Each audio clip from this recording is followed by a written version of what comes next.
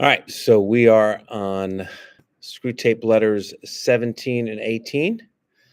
So tonight we discuss gluttony. That's the topic. So um, chapter 17 or letter 17 begins by Wormwood uh, being addressed by Uncle Screwtape uh, with the words, "The contemptuous way in which you spoke of gluttony as a means of catching souls in your last letter only shows your ignorance."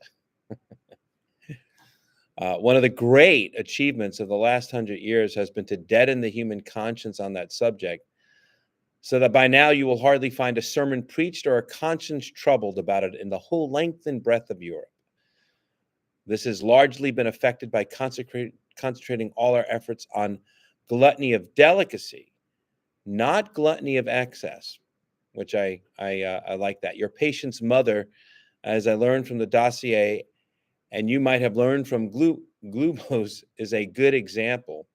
She would be astonished, one day I hope will be, to learn that her whole life is enslaved to this kind of sensuality, which is quite concealed from her by the fact that the quantities involved are small. And so there you can see how he's distinguishing between two types of gluttony, right? And the study questions that we have. So we start out, we seldom think of gluttony as a sin today, however the devils do. Of course, it's one of the seven deadly. What's the difference between gluttony of excess and the gluttony of delicacy, as Lewis articulates it, right?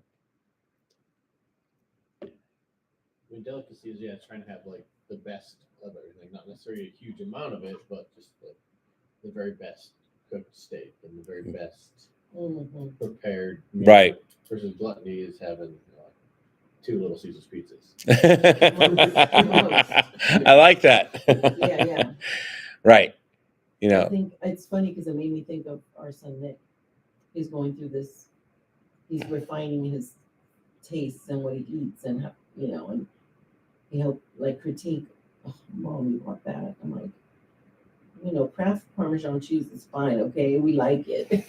Oh, I only buy the shredded, or I buy the block and shred it myself. I'm like, so he's kind of going through this little phase with wanting high quality food, but yeah, he'll eat like junk food at a car stop with junky soda. Right. Yeah, you think in terms of wanting, I think, or preferring things that are better. I don't think in and of itself is wrong, but it's like he points out, she is always turning from what has been offered to her with a demure little sign and smile.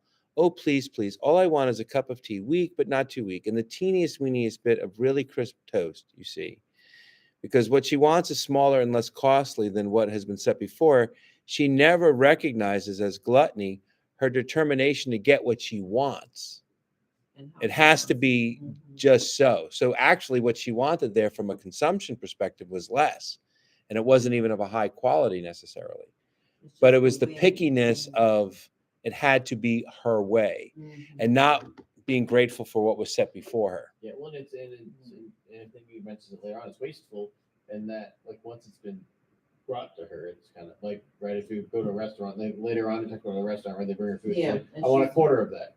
Yeah. Well, she sends it back. And she thinks she's not wasting food. Well, the other 3/4 at a restaurant, like they can't do anything with it. Right. They're not able to repackage that. Yeah. But she thinks she's doing something less wasteful in it. But it's really, again, wanting it her way, wanting the portion she wants, and wanting to, I think, to make an appearance of, oh, I'm not having too much, so this is not gluttonous. But it still has to be just so. She doesn't realize that it's still in a gluttonous way, the way she wants everything done. Right. Toward which type of gluttony are you inclined? Depends on the day. It depends on the day. So it is clear that delicacy as present in the patient's mother is extremely irritating. How does it shape her life and affect those around her? Well, it seems like it makes her constantly nitpicking, Mhm. and therefore, I mean, it even says what she's about losing. Friendships are cool. Yeah, losing her cooks or friends. It produces daily ill temper. Yeah. Yeah, everybody's kind of frustrated around her. Yeah, they probably dread, being around her during a meal. Right. Let's see. Yeah, cooks give notice and friendships are cool. Yeah. Right. Mm-hmm. You think in terms of how she kind of justifies it. Mm-hmm. Glubose in food. Glubose counters it by suggesting to her that she doesn't mind what she eats herself, but does like to have things nice for her boy. Kind of the self deception of, that actually her pickiness is tied to actually a good intention, which is something St. Augustine said many, many years ago. We will justify our sin by actually thinking that what we're doing is the good thing. It's the right thing. And a lot of times not even see what we're doing is actually causing problems around us. And of course, people don't want to be around someone like that. Mm-hmm. Toward what expressions of gluttony are men inclined?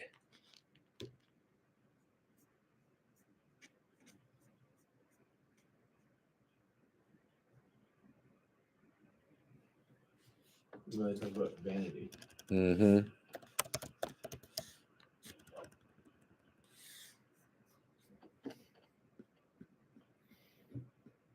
It could be champagne, cigarettes, right?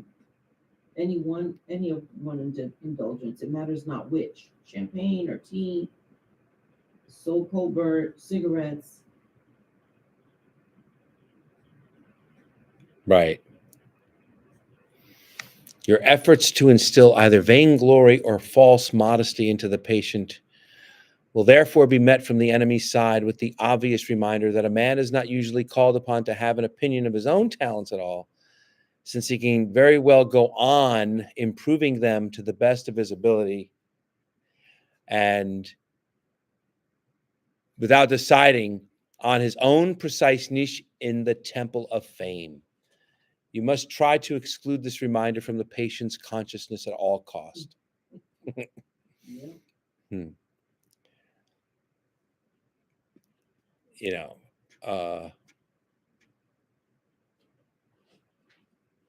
what's that? There's that. What's that movie? The Devil's Advocate, Al Pacino. The line, vanity, it gets them all the time. Yeah, you're right. Vanity, it gets them all the That time. was an interesting movie about that. Yeah, yeah.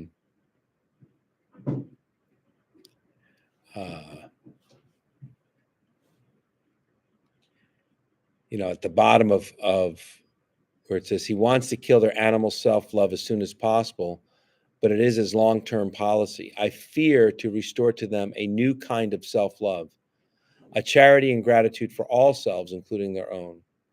When they really have learned to love their neighbors as themselves, they will be allowed to love themselves as their neighbors.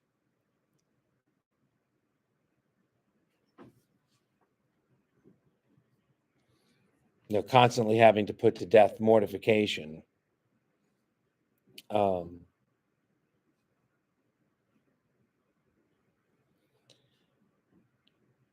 The impact of gluttony is to make food a primary preoccupation which governs our lives.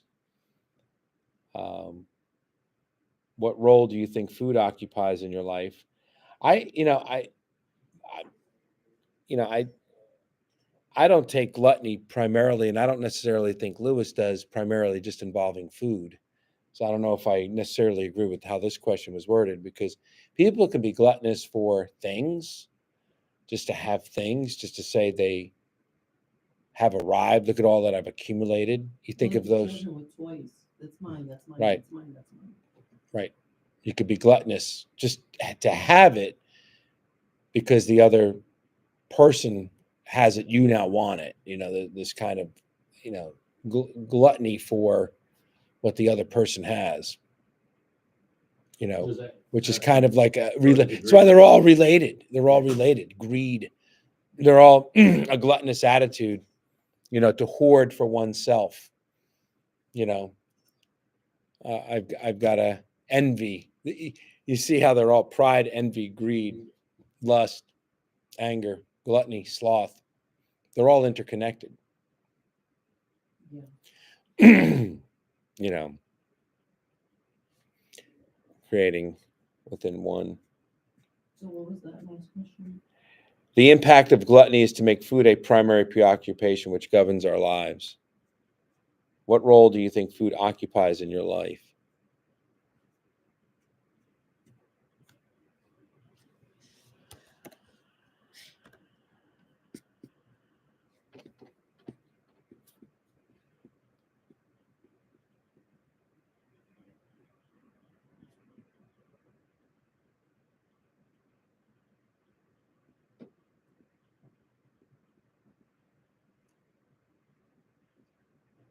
What's the next question?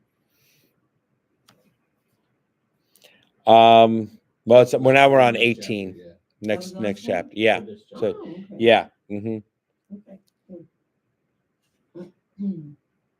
Yeah, it does make you think about the connection of gluttony with other the deadly sins. Mm-hmm. Very interconnected. Right. 7 deadly sins. Mhm. And the pride being the chief, if you will, of them It all, starts and then there everything probably. kind of Mhm. flows out of that. Envy, greed, gluttony, they're all interrelated. A gluttonous attitude is going to probably be somebody who's greedy and envious.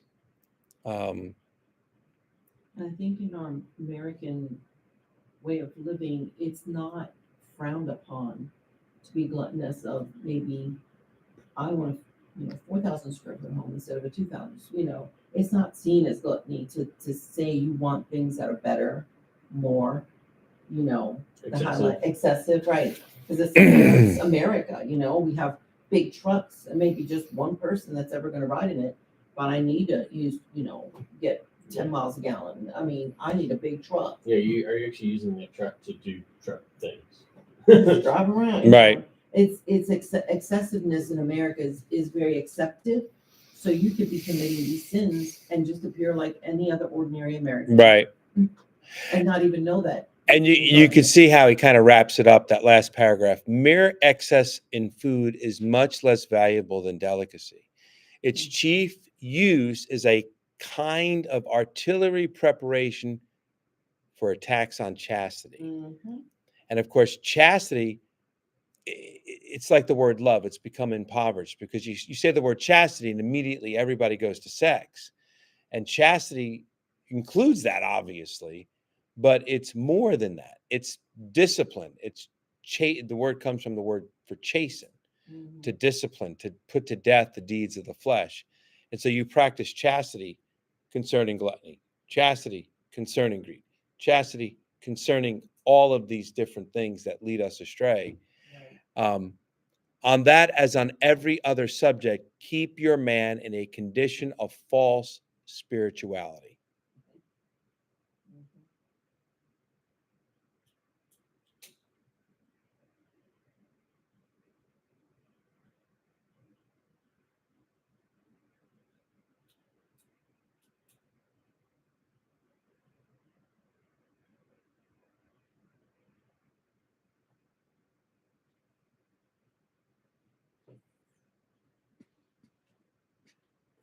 So, all right.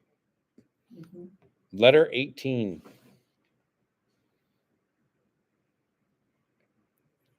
This one was interesting. It gave me a lot to think about.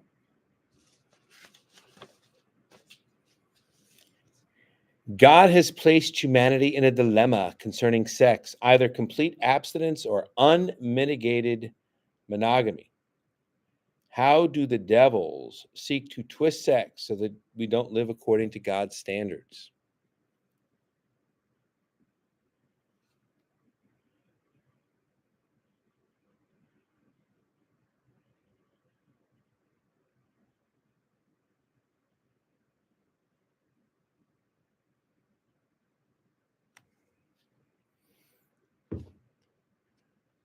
I know the main thing that I got out of this is how they use the term being in love, right? Is a term that was used either to encourage marriage and relationships, whatever, but it can also be used to break them up because you could be married to the same person 15, 20, 30, whatever number of years, and then all of a sudden decide, well, I'm not in love anymore. So that's an excuse, Right.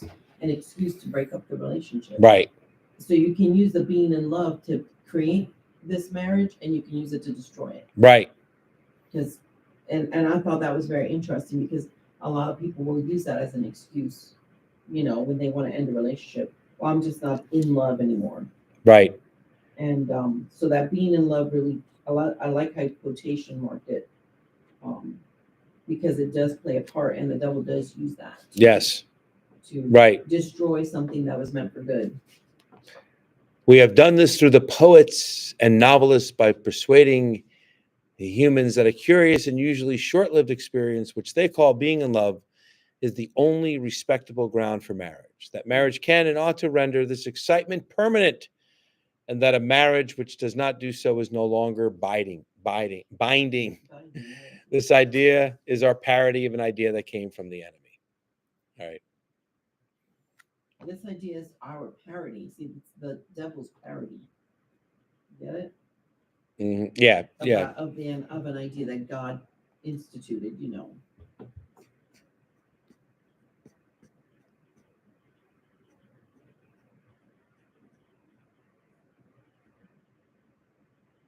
And further down in the next paragraph, my good is my good and your good is yours. That reminds me of how we'll say, this is my truth, that's your truth. Right. There's really only one truth, only one good. But by saying this is my good and that's your good, so when it's not good for you no more, then I guess it's over, right? Right. It's not good for me no more, so doodaloo. And they do talk later about, I'm not sure where your questions are going to go, so I'll wait to hear what the questions are. There's a lot there. This chapter had a whole lot. It was full of stuff. Right. Yeah. So the twisting and distortion, right? And here's his real motive for fixing on sex as the method of reproduction among humans is only too apparent from the use he has made of it. Sex might have been, from our point of view, quite innocent. It might have been merely one more mode in which a stronger self preyed upon a weaker, as it is indeed among the spiders, where the bride concludes her nuptials by eating her groom. But in the humans, the enemy has gratuitously associated affection between the parties with sexual desire. He has also made the offspring dependent on the parents and given the parents an impulse to support it, thus producing the family, which is like the organism, only worse, for the members are more distinct, right? And I think that, one of the things that we've seen in culture and society, and he goes on more and more, is, I think that audio, that tape that we heard some years ago called "One More Soul," right? It's the one way that human beings are most like God, is that they get to reproduce another image of God.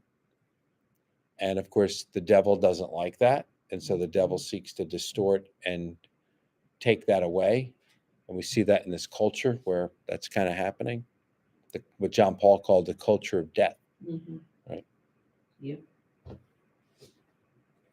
Christopher West said it. It's in reference to that. It's not that modern man thinks too much about sex. He thinks too little. Playing. Yeah. He has a very low view of what it really is.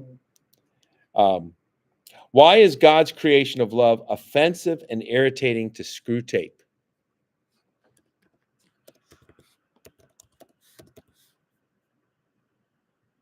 I I think because if followed properly, the way God intended, it's fruitful and it makes people better. It makes people want to be better. Like, for example, when a child is born, now these two people that created this child should, in nature, in God's way, they want to work together to support that person, to bring that child up. And so, that's a team thing. And that's what keeps people together because they have this family to take care of. And the devil hates that because he Right. wants to destroy families, he wants to separate them.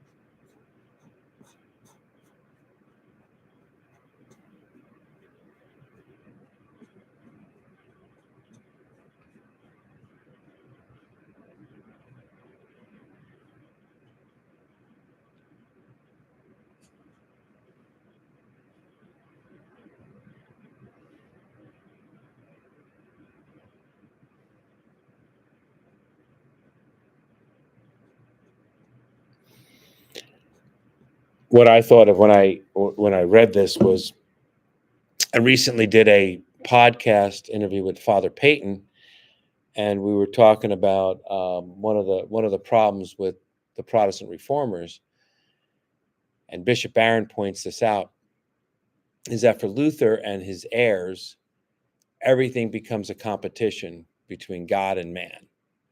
And so if man is going to be saved, the question is, from the Protestant perspective, who's doing the saving? And if I'm doing any of the saving in any way, then that somehow diminishes what God is doing. Therefore, what does Luther and Calvin affirm? Like, it's all of God. There's no notion of cooperation with grace, or a lot of that stuff is just labeled by them as Pelagianism, and there's this competition between God and the Creator. And Luther even says that in the Bondage of the Will with his debate with Erasmus. But as Bishop Barron points out, with God, there's no competition. There's God and there's everything else. So there's no competition. There's no battle to be waged, no battle to be won on the part of God. He's God. He's the source of all. He is being itself. It's not like God is the highest chain of being and we move up the ranks and we get to, okay, now we have this being, that being, that being. Oh, now we have God. As if God is like, on the highest mountain. No, there's God, and then you and I only have being because of God. So God is not in any way lessened by me playing some role in salvation, because God makes salvation possible by his grace. And without his grace, there is no salvation.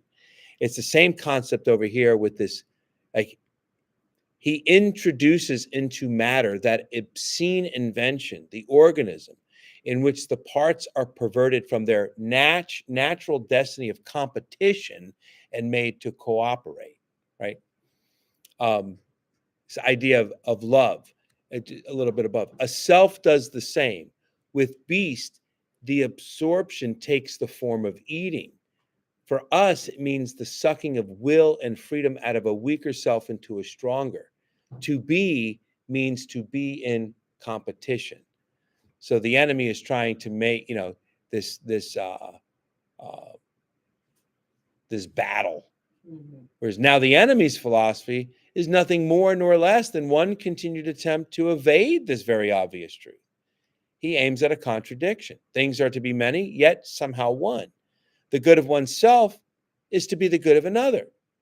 This impossibility he calls love, right? He who seeks to save his life shall lose it. And who loses his life for my sake shall save it. And then, of course, he references the Trinity. He claims to be three as well as one, in order that his nonsense about love may find a foothold in his own nature. So, any other thoughts, comments about that one?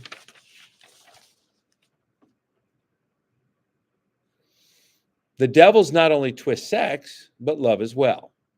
How have they twisted love to destroy God's intentions? Well, taking love and made it an emotion. Mm-hmm. Right, action.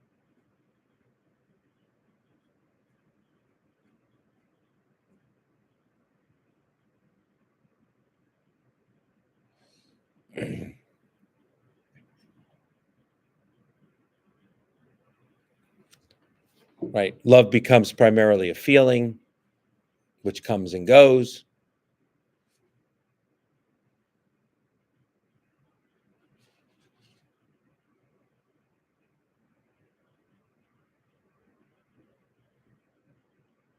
He uses that phrase multiple times. The error is easy to produce because, quote, as you said, Chris, being in love does very often in Western Europe precede marriages which are made in obedience to the enemy's designs. That is with the intention of fidelity, fertility, and goodwill, just as religious emotion very often, but not always, attends conversion. In other words, the humans are to be encouraged to regard as the basis for marriage a highly colored and distorted version of something the enemy really promises as its result. Two advantages follow. In the first place, humans who have not the gift of continence can be deterred from seeking marriage as a solution because they do not find themselves in love. And thanks to us, the idea of marrying with any other motive seems to them low and cynical. Yes, they think that. They regard the intention of loyalty to a partnership for mutual help, for the preservation of chastity and the transmission of life as something lower than a storm of emotion. Don't neglect to make your man think the marriage service very offensive. He does that very well in our culture. Mhm. I think also the devil uses movies and romance novels and certain ideas, like he said, the colorful, make it look more colorful, so that people believe that that's what love is, and then they just hop around from relationship to relationship trying to find that, and they can't find it. Right. And then they feel in the end, if they really want to be married, they probably feel like they're just settling because it doesn't look like in that book, it doesn't look like in that movie, it doesn't look like what other people say it should look like. Right. When really love is a choice, it's a commitment. Obviously, there's feelings, you have attraction to someone, but everybody gets old, everybody changes, and after a while, it's like, ooh, you may not feel that, but you have to think about what is love, and love is a choice, it's a commitment, it's more than just a feeling. Right. Because your feelings change so much day to day. Some days you can like your spouse, and other days you can be like, oh, can't stand to be around them today. But that doesn't mean That would be me. No, I'm saying somebody might feel that way after many, many years. John 15:13. No greater love does a man have than he laid down his life for his friends. And That's and you think in terms of your children, right? You actually say, oh my, like I remember you with Juliana, right? When she was in the hospital, and When I was in the you hospital. yeah, when you were in the hospital. I said, did I say You that? said she was in the hospital. Well, my bad. She was in the hospital with you, right? Right. Because even though she was not, she was with you because She was born. yeah, but I'm talking about a week later when When I went yeah, Mhm. and she needed to be fed, and the medicine that they were going to give you would have helped with your blood pressure, but you said, well, what would this mean for me breastfeeding the baby? And they said, well, that would cause some problems. Is there something else that you can give me? And they did, right? They gave you a lesser medicine that would work maybe, but not as quickly or effectively, so that you could breastfeed the baby, so you could bond with the baby, right? Mhm. You did not act on your own behalf, but on the behalf of another, uh, not based merely on a feeling, but on sacrifice. But I mean, I think a feeling goes along with that. I don't think Lewis is a masochist. In fact, he does kind of get surprised later in life because he does wind up marrying and feeling the effects of love for his wife Joy, who he has to observe her dying, a grief observed, Mhm. and surprised by what happened to him, who's kind of caught off guard. But you can see how it gets twisted and distorted. Mhm.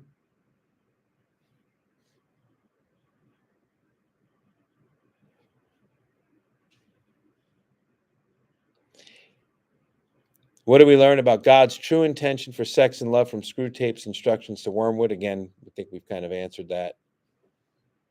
Any thoughts, comments about that? That last sentence, that was kind of funny. In the second place of any sexual infatuation, whatever, so long as it intends marriage, will be regarded as love. And love will be held to excuse a man from all the guilt and to protect him from all the consequences of marrying a heathen, a fool, or a wanton. That I found very humorous because you will see sometimes people making these choices that you think, what in the world are they thinking? Why, you know? And so, well, I'm in love, you know, in the books and the movies. Well, I'm in love, and that's all that matters. And it's more than just a feeling, you know. It does take some thought, you know. And a lot of people just, well, I was in love, that's why I made that dumb mistake. Right. You can use that as an excuse. Right. And he says that he's going to talk more about that in the next. So I'm interested to see what foolish things people do because of love. Right.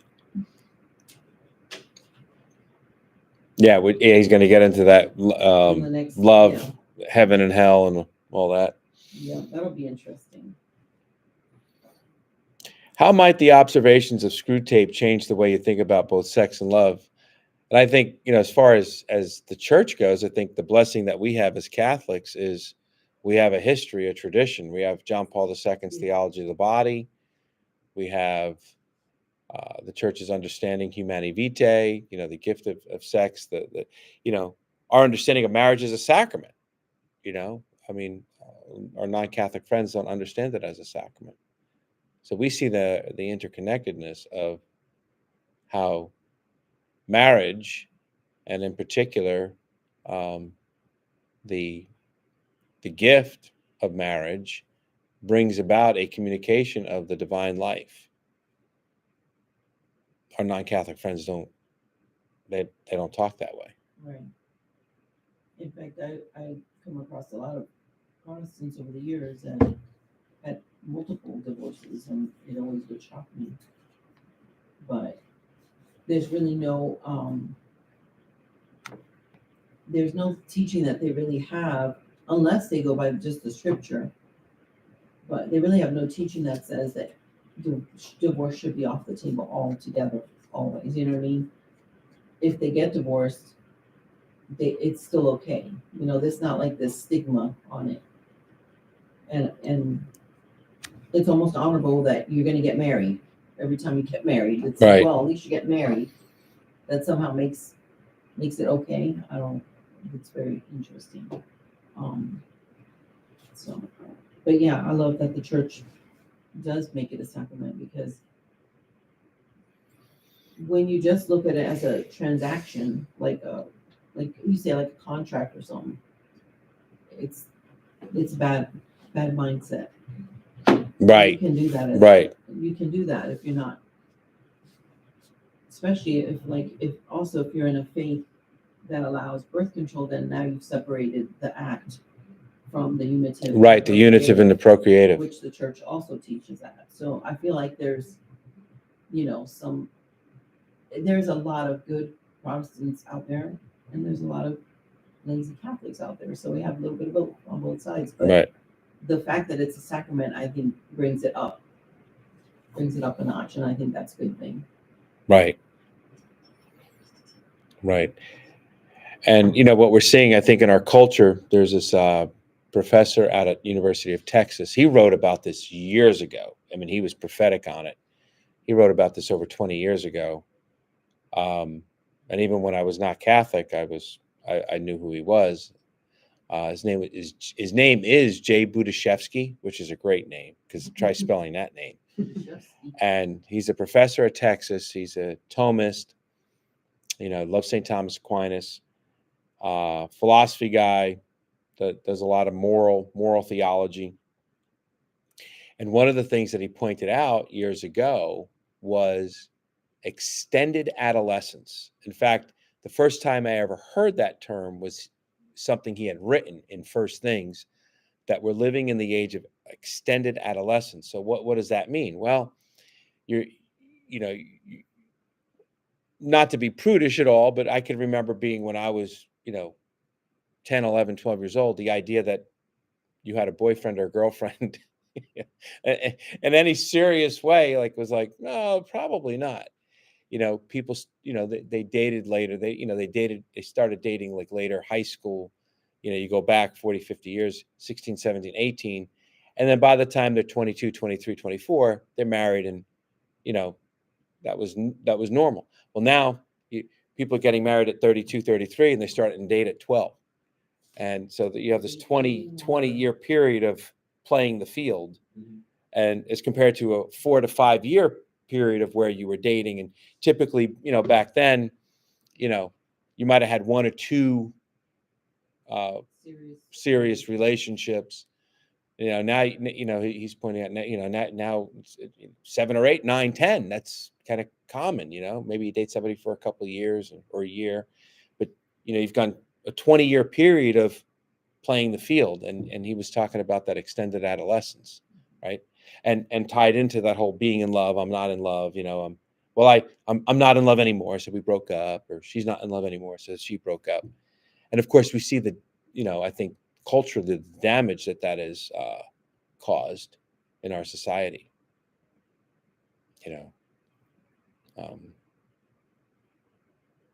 Even watching that documentary last night with that football player, going through multiple relationships.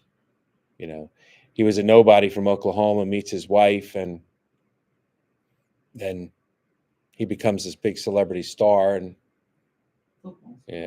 big celebrity football star. And well, she's no longer good enough, because now Hollywood celebrities, they know his name and they like him. And so now, he meets this girl that's a nobody, but was with him in college. And then, because, obviously I'm not just saying because he became a football player and star, but I'm sure that had something to do with it. Yeah, well, there's the soccer player in England who, and all the soccer players in Europe are making lots of money, and they have, those supermodel wives and all this. And he's married to his, high school sweetheart, and she's, doesn't fit the mold of what all soccer wives should look like. And he's like, but I love my wife, and this is what I want to be with. Right. There's something substantial there. Right. Yeah. Right. So. That is. Oh, that makes me think of that other actor. What's his name? That was. I have his face. He was in. Oh my gosh, my brain. Anyway, there's this actor that played like James Bond, but he's. Oh yeah. I know who you're talking about. He's an English guy, right? Pierce Brosnan. Yeah, and he's married to someone. Yeah. From way back when. I've seen that too. Yeah. And she's like any other woman. They get older and they put a little weight, whatever. She's beautiful, but she's not what you would expect this movie star to be with. But he's been with her all these years. Why? Because he loves her, because that's his wife, and he's committed to her. And he didn't stray, Whereas I think that sometimes, it's like the gluttony thing. Well, they have a Mercedes, and they have this, and they have this house, and I want a nice. Well, I need my trophy wife. So sometimes that's what happens. You lose sight of what you have right before you.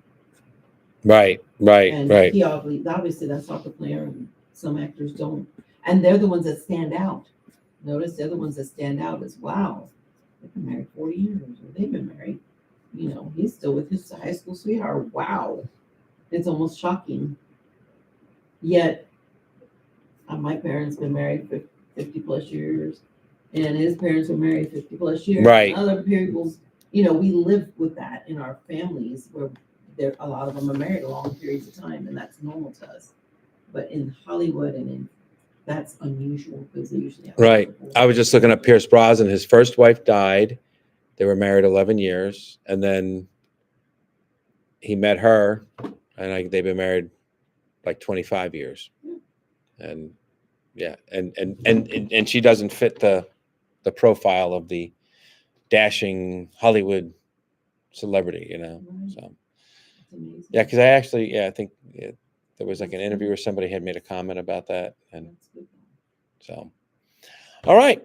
So next week, or not next week, next week is we'll be off for a couple of.